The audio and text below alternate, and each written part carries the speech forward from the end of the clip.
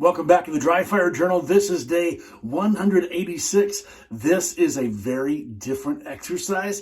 It's kind of out there and you might love it, you might hate it, but here's what we're going to do. Barrel block in my 226, nothing in the magazine. Well, by the way, I think I told you about this. I solved the trigger issue and solved the other stuff that was going on in here.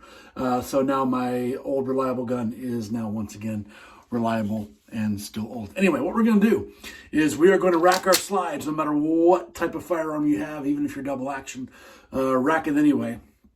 And what you're going to do is make sure you're barrel blocked, and then I want you to start in a noon position, and I want you to press your trigger, and I want you to feel what happens here.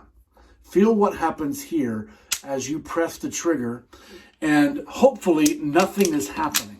Hopefully your three fingers have learned by now, hopefully if you've been at this a while, your three fingers have learned to try to remain motionless as you press the trigger.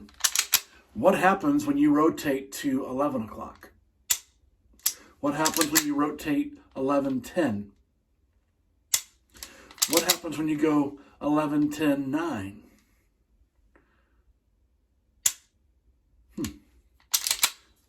8.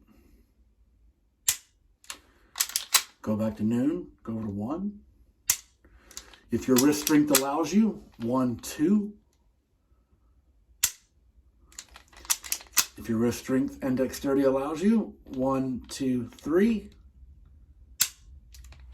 The whole point of this exercise from going from 9, 10, 11, 12, 1, 2, 3 is getting a feel for what our fingers can feel like as we are pressing the trigger.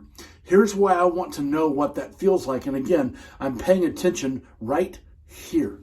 If I'm paying attention to that and I then drive the firearm out and I start to feel that same misalignment of pressure in my shooting hand, it's really important that we understand what wrong feels like so that we can be able to know what right feels like. This is a huge experiment. This might not help you. I found that totally helpful. So give it a shot with a barrel blocked dry gun. Let me know how it goes, and I'll see you tomorrow.